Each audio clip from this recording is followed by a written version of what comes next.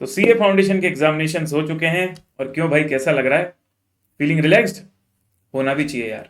इतने महीनों से मेहनत कर रहे थे और आखिरी के जो कुछ दिन होते हैं ना यार, वो काफ़ी प्रेशर वाले होते हैं।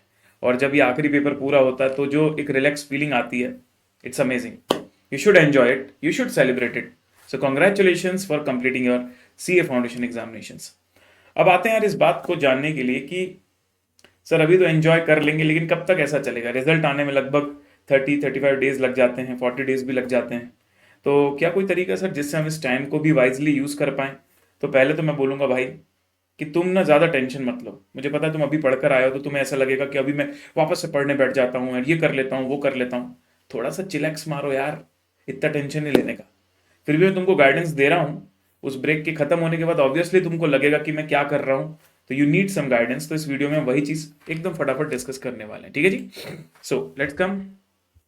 सबसे पहले यार इवेल्युएट करना है तुमको। क्या इवेल्युएट करना है कि तुमने जो पेपर दिए तुम्हें क्या लगता है। नंबर वन, जो कि मतलब I know it's tough to say, but अगर आपको लगता है यू आर श्योरली फेल, तो भाई तुम समझ गए होगे तो एक्सेप्ट कर लेना उस चीज़ को। Don't wait for results. अगर तुम्हें लगता है तुम श्योरली पास हो तो फिर अकॉर्डिंगली मैं तुमको एडवाइस दूंगा।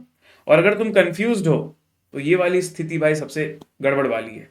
इसमें बच्चे को समझ नहीं आता अच्छे से पढ़ाई कर लूँ या अच्छे से अगले लेवल के बारे में जान लूँ या अच्छे से एंजॉय कर लूँ। कोई बात नहीं, मैं तीनों को अच्छे से डील करूंगा, एक एक करके डिस्कस करूंगा। आइए सबसे पहले जानते हैं, if you feel that you are going to not clear it in the Jan 25 exam.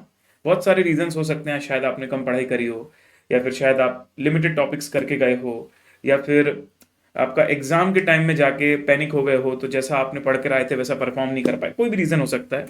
But अब मैं ये तुमसे कहना चाहूँगा कि देखो, पिछले कुछ दिनों से तो तुम वैसे ही बहुत ट्रबल में थे, बहुत टेंशन में थे, बहुत एंग्जाइटी में थे। तो अभी 2-3 दिन ना रिलैक्स करना बनता है। भले भले तुमको पता है कि तुम क्लियर नहीं हो रहे, still you can give 2-3 dose to your self.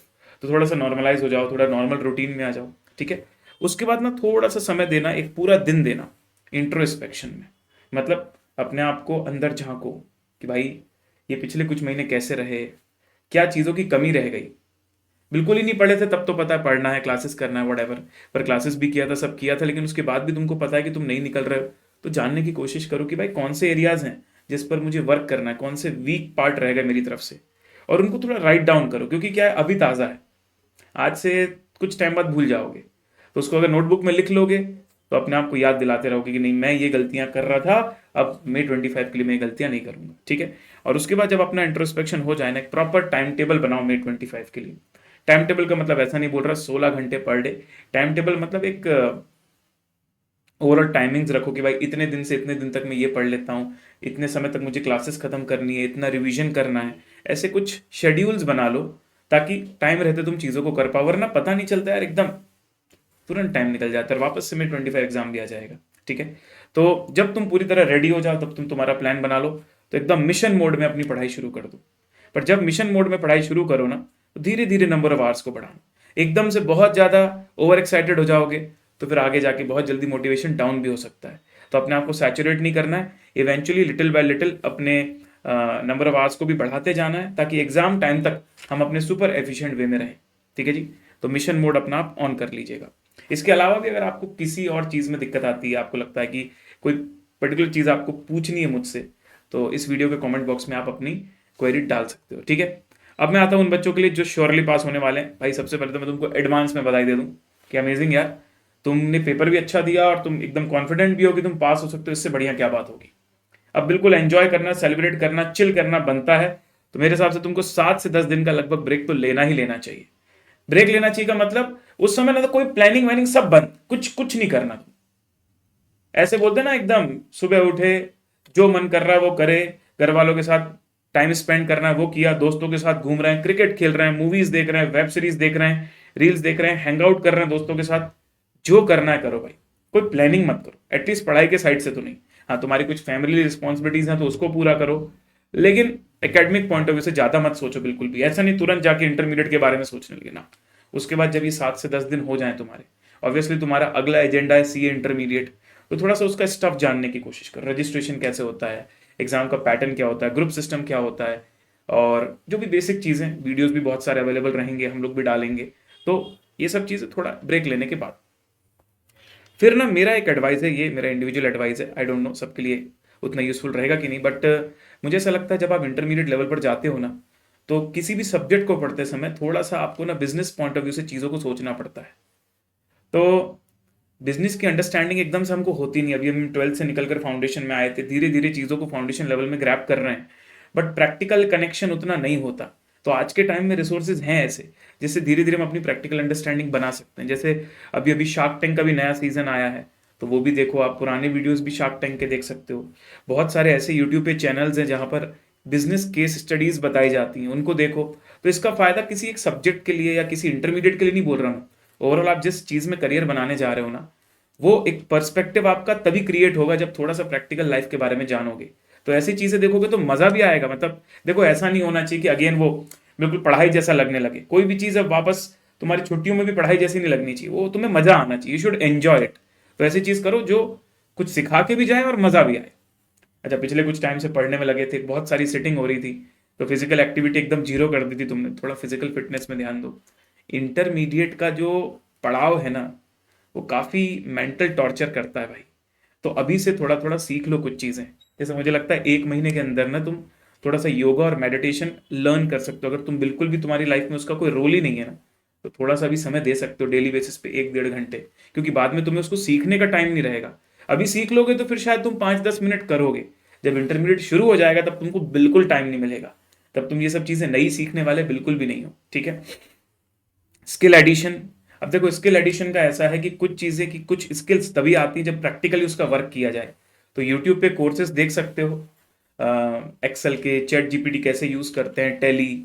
लेकिन अगर तुम्हें कोई चीज पसंद है, जैसे तुमको वीडियो एडिटिंग पसंद है, तो भाई वो सीखो। तुम्हें फोटोग्राफी पसंद है, वो सीखो। सर उससे सीए इंटरमीडिएट में क्या? अरे हर चीज को सीए इंटरमीडिएट से लिंक मत करो। तुम्हें जो पसंद है ना वो करो, ठीक है।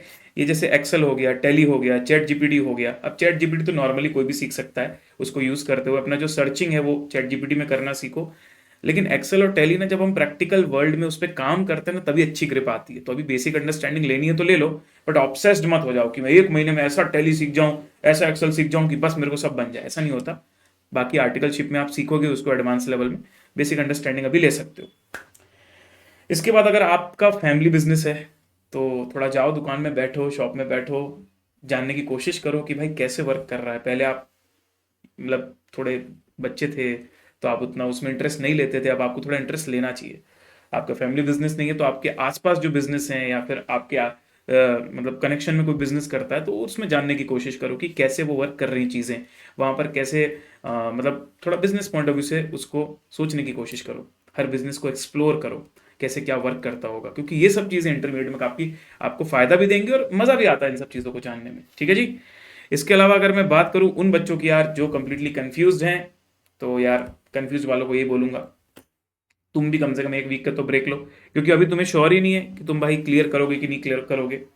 उसके बाद जब तुम्हें ऐसा लगने लगे कि यार मेरे को ये वाले सब्जेक्ट में डाउट लग रहा है, जैसे कई बच्चों को रहता है कि भाई लॉ में डाउट लग रहा है, किसी को मैथ्स में डाउट लग रहा है, अकाउंट्स में डाउट लग रहा है। जनरली लॉ और मैथ्स ज़्यादा बदनाम है। तो मेरा ये कहना है कि जब थोड़ा ब्रेक तुम्हारा हो जाए, तुमको लगे कि चलो ठीक है पढ़ने का मन हो रहा है, तो 3-4 घंटे थोड़ा सा उस सब्जेक्ट को पढ़ो जिसमें तुम्हें डाउट लग रहा है, तब जब तक रिजल्ट नहीं आता। अबे रिजल्ट आते समय रिजल्ट पॉजिटिव भी आ सकता है, नेगेटिव भी आ सकता है। अगर नेगेटिव आया तो कम से कम ये रिग्रेट नहीं रहेगा कि बीच के इतने दिन मैंने कुछ नहीं पढ़ा, कम से कम वो सब्जेक्ट तो पढ़ा। और पॉजिटिव आया तो उसमें कोई नुकसान नहीं है, वो सब्जेक्ट अगर तुमने पढ़ लिया है तो उससे कुछ तुम्हारा वैल्यू डाउन नहीं होने वाला है, ठीक है। और साथ ही साथ बाकी बचे हुए टाइम में तुम भी एंजॉय करो, इंटरमीडिएट के स्टफ को तुम भी जानने की कोशिश करो, बिकॉज देर आर चांसेस कि तुम अभी क्लियर कर जाओगे। और जो मैंने बिजनेस रिलेटेड बाकी बातें बताई, जो लोग पास होंगे उनके लिए, वो तुम भी बिल्कुल डेफिनेटली फॉलो कर सकते हो। बढ़िया, थोड़ा सा समय जरूर निकालो उस सब्जेक्ट के लिए जिसमें तुम्हें डाउट लग रहा है, ताकि एकदम से क्या होता है ना, रिजल्ट आने के बाद टाइम नहीं होता। और रिजल्ट आने के बाद फिर बच्चे को लगता है अरे यार मैं अब ये कर लूँ, अब मैं वो कर लूँ, फिर थोड़ा लेट हो जाता है, फिर टाइम कम बचता है। तो अभी टाइम है तो उसको यूज कर सकते हो, ठीक है जी। That's all from my side. अब मैं चाहूंगा कि आप क्या कर रहे हैं, आप किस कैटेगरी में हैं, और इसके अलावा जो मैंने सजेशन दिया उसको छोड़कर भी आपके पास कोई सजेशन है आपके दोस्तों के लिए, तो प्लीज़ कमेंट बॉक्स पर डालिएगा। और ओवरऑल फाउंडेशन का जर्नी आपका कैसा रहा वो भी थोड़ा बताना। तो सी यू ऑल, मिलते रहेंगे, बाय बाय।